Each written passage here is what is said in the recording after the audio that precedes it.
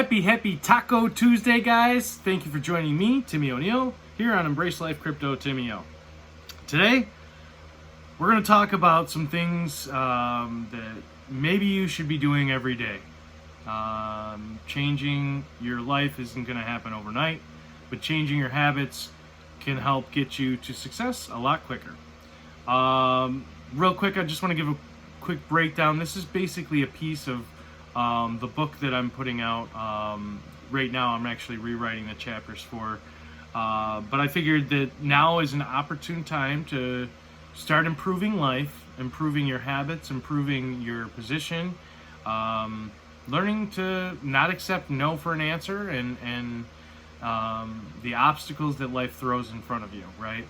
So I actually wrote a book at the beginning of the pandemic that was supposed to be signed off in New York City, and because they were on lockdown during the pandemic, I couldn't go to New York City and sign in person this contract for basically the book.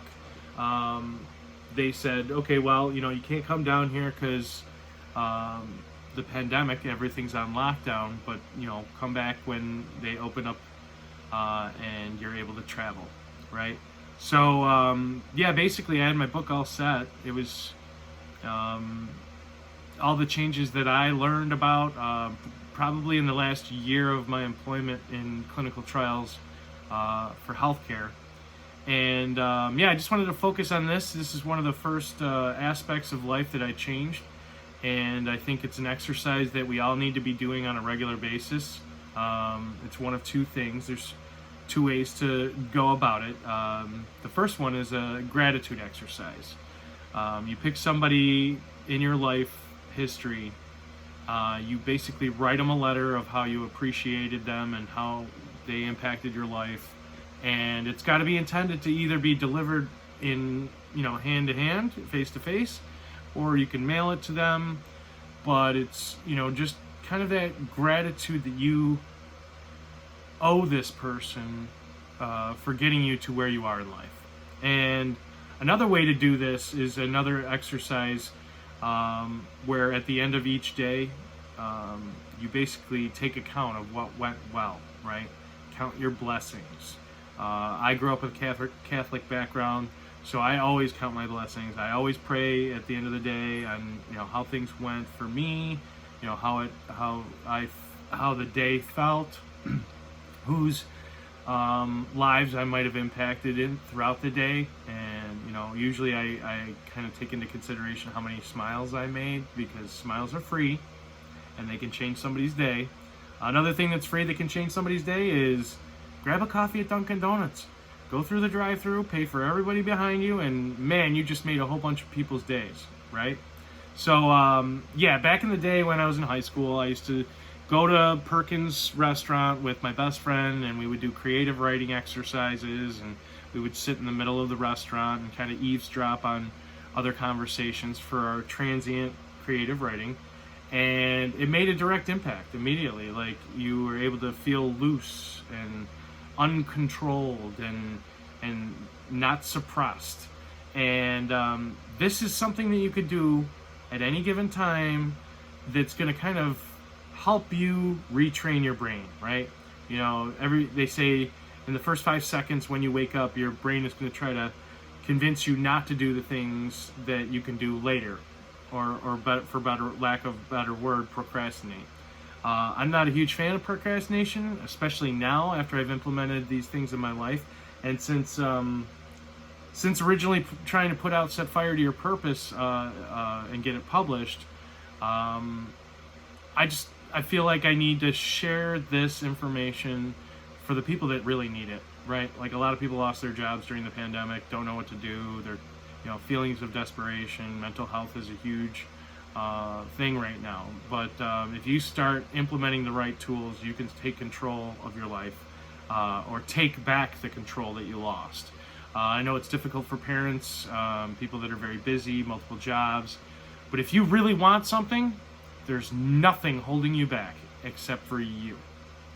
The reason I can say that wholeheartedly is I would not be here now, where I'm at, as successful as I am, if I'd listened to everybody that said, no, you can't do that, or no, that's not achievable, or no, that's not even possible. You know what?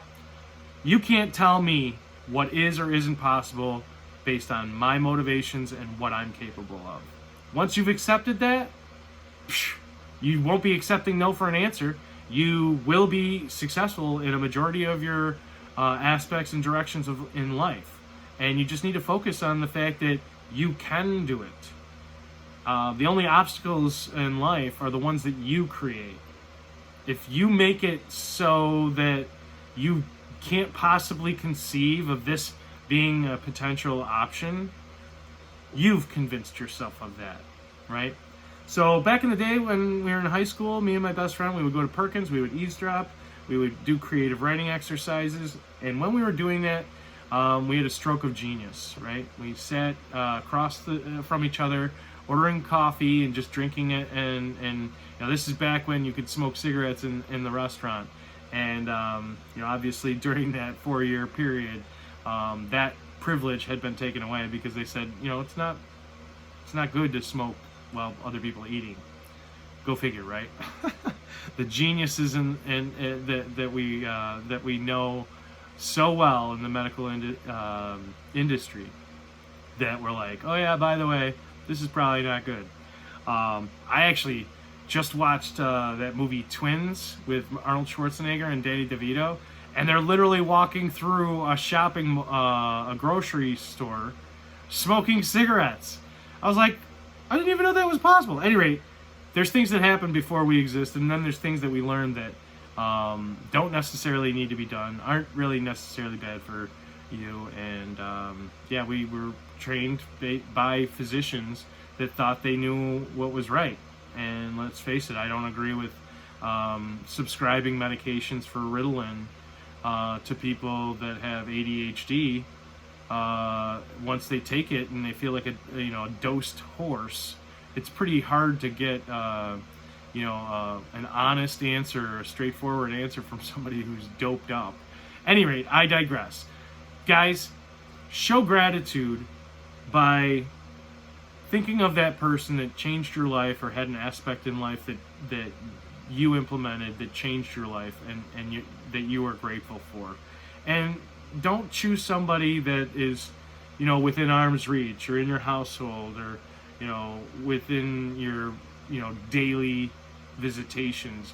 Pick somebody that had a direct impact from your history, right?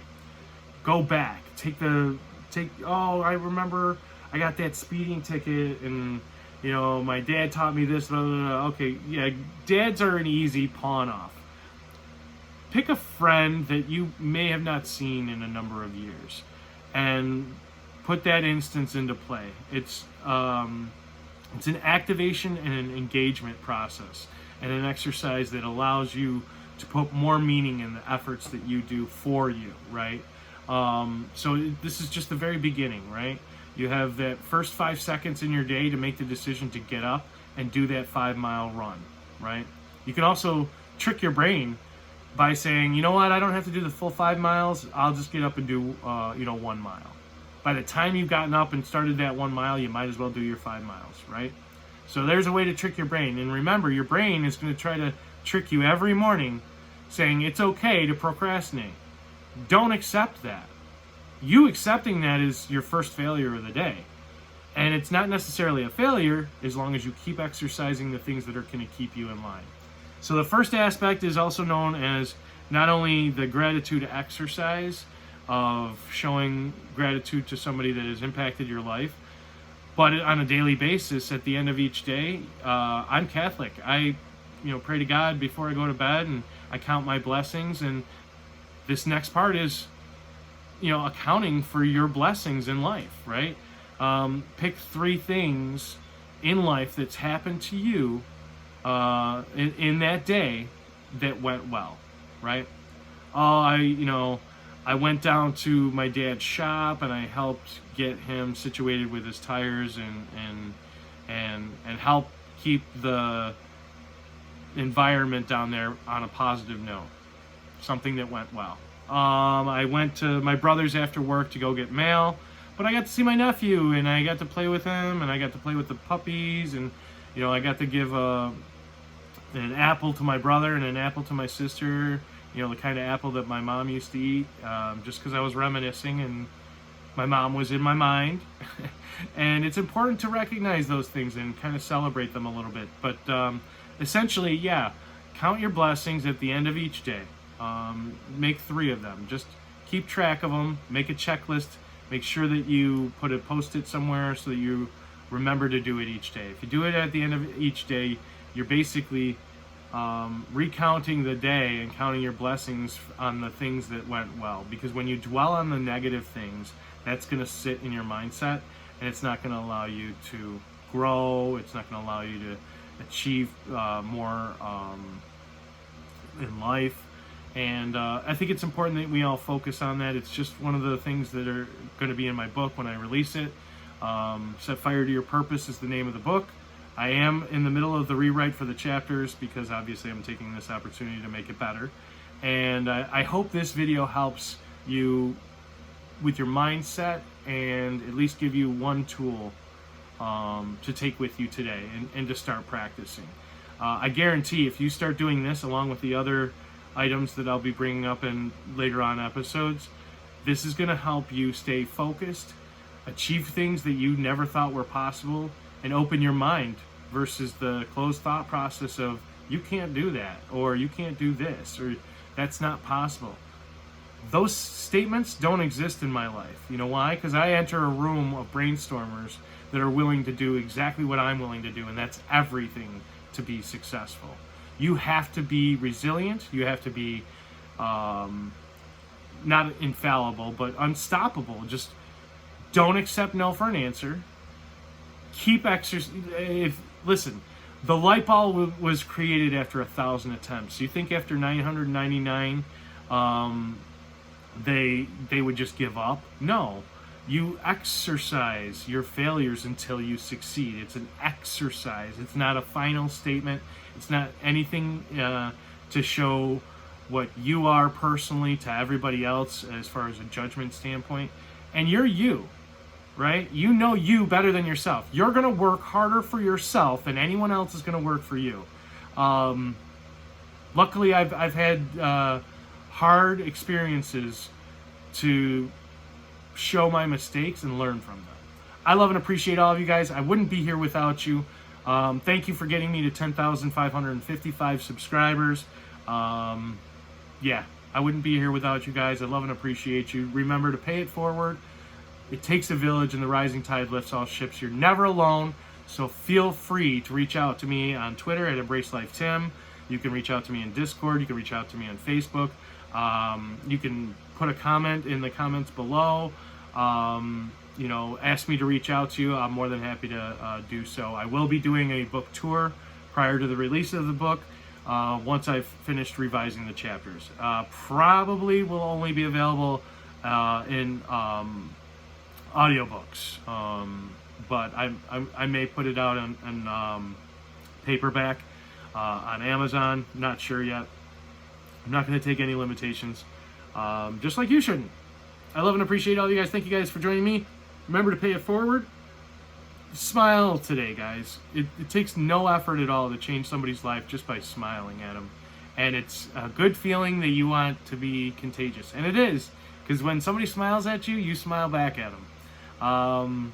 That being said, I love and appreciate all of you guys. Happy Taco Tuesday, and we'll see you tomorrow at Wednesday night's game night if you're following Alpha Origins. We've got Jason Berlin from Beyond FOMO. Shane, who's the Chief Operating Officer for ETH Towers, and I look forward to seeing you guys there. I love and appreciate all of you, and have a great rest of your day.